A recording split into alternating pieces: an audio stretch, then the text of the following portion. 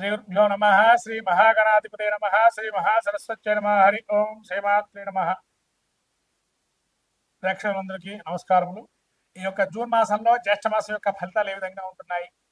ఈ యొక్క జ్యేష్ఠ మాసంలో మనకు అరుదైనటువంటి అనేకమైనటువంటి జయంతోత్సవాలు కూడా ఉన్నాయి. అలానే నిర్జల ఏకాదశి ప్రత్యేకంగా చెప్పవలసిందిగా, అలాగే ఈ యొక్క జ్యేష్ఠ మాసంలో కొన్ని రహస్యములు కూడా ఉన్నాయి. అది దశమహావిద్యలకు సంబంధించినటువంటి జయంతోత్సవాలు. అలానే పౌర్ణిమ, ఏకాదశి, సంకష్టహర చతుర్థి, యోగములు కొన్ని ఉన్నాయి. ఇటువంటి విశేషమైనటువంటివి ఈ జ్యేష్ఠ మాసంలో కూడా మనకు కనబడుతున్నాయి.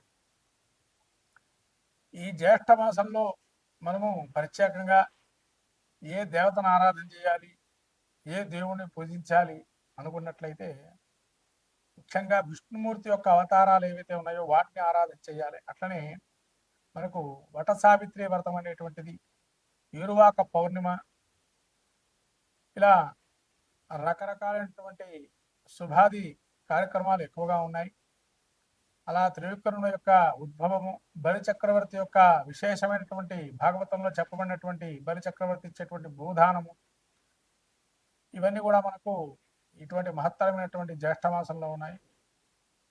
కాబట్టి ఈ జ్యేష్ఠ మాసంలో అందరూ కూడా దేవీ దేవతారాధన చేసుకొని తను అనుగుణంగా స్వామి దేవీ దేవతానుగ్రహం కలిగి ఉత్తమైనటువంటి ఫలితాలు పొందాలని ఆశిస్తున్నాము. మిథున రాశి వారికి ఏ విధంగా ఉంటుంది? ఈ యొక్క జూన్ మాసంలో మాస ఫలితాల్లో చూస్తే జ్యేష్ఠ మాసంలో ఏ విధంగా ఉంటుందంటే, మిథున రాశి వారికి జన్మస్థలవి 15వ తారీఖు నుంచి సంచారం చేస్తున్నాడు.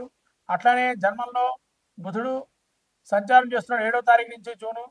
అట్లానే 23వ తారీఖు నుంచి తృతీయ స్థానం సంచారము, గురువు జన్మస్థాన సంచారము, అట్లానే కుజ కేతువులు తృతీయ స్థాన సంచారము, అట్లాగే వీరికి 9వ స్థానంలో రాహు, 10వ స్థానంలో శని, ఏకాదశంలో ద్వాదశంలో ఈ యొక్క ఏకాదశంలో శుక్రుడు. ఈ రకమైనటువంటి గ్రహస్థితి మనం చూస్తున్నాము. మృగశిర నక్షత్రం 3-4 పాదాలు, అట్లాగే ఈ మిథున రాశి వారికి ఆరుద్ర నక్షత్రం 4 పాదాలు, పురుష నక్షత్రం 1-2-3 పాదాలు మిథున రాశి.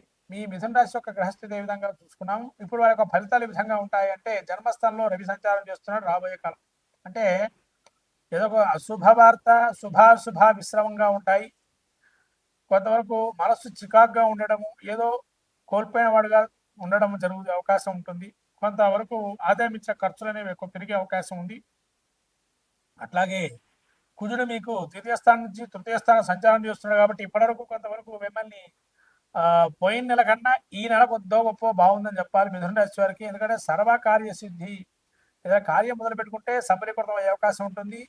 కొంతవరకు అనుకోకుండా కొంత ధన ప్రాప్తి కూడా కలుగుతుంది. అంటే అనుకోకుండా మీరు ధనం వస్తుందా లేదా, అడిగితే ఇస్తారా లేదా అని ఒక భయంతో ఉంటారు. ఖచ్చితంగా ధనం కూడా వచ్చే అవకాశం ఉంది.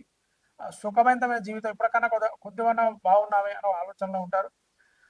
అట్లానే సజ్జన సాంగత్యం, అంటే కొంత మంచివారితో స్నేహం, వాళ్ళ వల్ల మీకు కొంత లాభాలు ఏర్పడే అవకాశం కూడా బాగుంది. అట్లాగే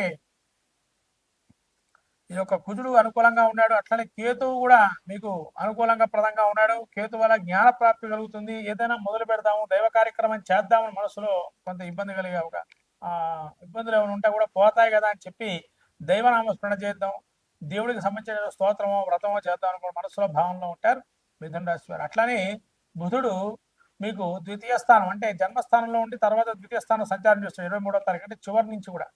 మొదట్లో ఏ విధంగా ఉందయ్యా అంటే, ఈ యొక్క జన్మస్థానంలో బుధుడు సంచారం చేయడం వల్ల కొంతవరకు అనుకోని రీతిలో కొన్ని కలహాలు ఏర్పడటం, అకారణ కలహాలు అంటాం. అంటే ఏది దేనికి సరిపోవ కలహాలు, వాడితో కలహించడం. అట్లనే స్నేహము, తర్వాత విద్యలో వైఫల్యాలు. కొంత విద్య నేర్చుకుంటారు కానీ ఆ విద్యలో కొంత విమర్శన రీతిలో ఉండటం, బంధుమిత్రాదులతో విరోధాలు ఏర్పడే అవకాశం ఉంటుంది. అట్లానే ద్వితీయ స్థానంలో బుధుడు ఎప్పుడైతే సంచారం చేస్తున్నాడో ఆరోగ్యం కానీ అనుకూలతలు కానీ పెరిగే అవకాశం ఉంటుంది. జూన్ చివరిలో నుంచి మీకు యోగదాయకంగా ఉంది మిథున రాశి వారికి. ఇంకా బుధుడు యొక్క ఇచ్చేటువంటి ఫలితాలు, జన్మంలో గురు ఫలితాలు చూస్తే ఉన్న స్థానం నుంచి ఎక్కడికైనా వెళ్ళిపోదామా అని ఒక భావనలో ఉంటారు. ఇప్పటివరకు ఇట్లానే ఉంది, ఏమీ మార్పు లేదే, ఇదివరకు ఎట్లా ఉంది ఇప్పుడు అట్లనే ఉంది, మార్పు ఏ విధంగా కనబడతాం లేదని ఒక మనసులో ఒక భావన కలుగుతుంది. అట్లనే ఉద్యోగంలో కూడా మిమ్మల్ని ఇబ్బంది పెట్టి బయటకు గెంటేద్దామని ఆలోచనలో కొంతమంది ఉంటారు. జాగ్రత్తగా ఉండడం మంచిది. ఇంట్లో వస్తువులు కూడా పొదుపు రీతిలో వాడుకోండి. అధికమైన రీతిలో వాడుకోవడం వల్ల ఆ వస్తు నాశనం కూడా అయ్యే అవకాశం ఉంటుంది. ఇక్కడ వస్తువులతో జాగ్రత్త ఉండడం, మీకు కోపం వస్తే వాటిని కొట్టేయడం లాంటివి చేయకుండా ఉండడం మంచిది. అట్లానే ఏదైనా సమాచారం ఉంటే, ఎటువంటి సమాచారాలు ఏమైనా వస్తే మీకు దాన్ని వదిలేయటం మంచిది. దాన్ని పట్టుకొని ఎలాడటం వల్ల లేనిపోని నిందలు మీ మీద పడే అవకాశం ఉంటుంది. కాబట్టి ఎవరైనా చెప్పినా కూడా విని వదిలేయాలి ఈ నెల. అలా విని వదిలేస్తే మిథున రాశి వారికి ఇది పట్టుకొని ఇంకో సమాచారం ఇస్తాం, మీ సమాచారం ఇంకోటి చెప్పటం, ఆ సమాచారం మీరు ఇంకోరికి చెప్పటం, అదే మీ పేరు చివరికి ఒక బ్యాడ్ నేమ్గా సంచరించే అవకాశం ఉంటుంది. మిథున రాశి వారికి జాగ్రత్తగా ఉండడం మంచిది. అట్లనే శుక్రుడు మీకు మిథున రాశి వారికి ఏకాదశ స్థానంలో ఉన్నారు. కాబట్టి ఏకాదశంలో అనేకమైన కీర్తి ప్రతిష్టలు, ఇష్టకార్య సిద్ధి, అనేకమైనటువంటి తేజు అంటే ఉన్నట్టుండి కొంతవరకు ఈ చర్మకి సౌందర్యం కానీ, లేకపోతే ఉన్నతమైన కళ అంటే మొహంలో కళ ఏ విధంగా ఏదైనా పూజాధికారులు చేసుకోవటం కానీ, యజ్ఞాధికృతంలో కానీ, లేదైనా మిమ్మల్ని చూడంగానే కొంతమంది పొగిడే వాళ్ళు ఉంటారు. అలాంటి పొగిడే వాళ్ళు విపరీతంగా పొగుడుతూ ఉంటారు. అంటే సుఖ సంతోషాలు, శాంతులు కూడా ప్రఖ్యాతంగా ఈ యొక్క శుక్రుడు యోగదాయకంగా ఇస్తున్నాడు మిథున రాశి వారికి. అట్లనే శని మీకు ఈ యొక్క మిథున రాశి వారికి దశమ స్థానంలో ఉన్నాడు. అంటే ఉద్యోగంలో నష్టము. ఏదన్నా ఉద్యోగంలో మీరు చేస్తున్నప్పుడు ఇంతేనా మా శాలరీ, హైకులు రావా ఏంటి అని ఒక భావనలో ఉంటారు. అనే పరిస్థితి ఏంటంటే ఇక వచ్చినోడికి ఆ ఉద్యోగం చేసుకోవటమే మంచిది, ఒక భావనలో ఉండడం మంచిది. వ్యవహారాల్లో కొంతవరకు మీరు పట్టించుకోకపోవడం మంచిది. ఏదైనా వ్యవహారాలు ఉంటే మన సంబంధాలను పక్కకు జరగండి. అదే మిమ్మల్ని ఇంటర్మీడియట్గా పెట్టి మీ మధ్య ఇబ్బంది పెట్టే అవకాశం ఉంటుంది. పాప కార్యాచరణ అంటే అనుకోకుండా కొంతవరకు ఎవరైనా చెప్పిన మాటలు వినేసి వాటి పని చేయడం వల్ల మిమ్మల్ని చెడ్డ పేరు తెచ్చుకునే అవకాశం ఉంటుంది. మొత్తం మీద మిథున రాశి వారికి 40% శుభ ఫలితం, 60% అశుభ ఫలితంగా ఉంది జూన్ మాసంలో.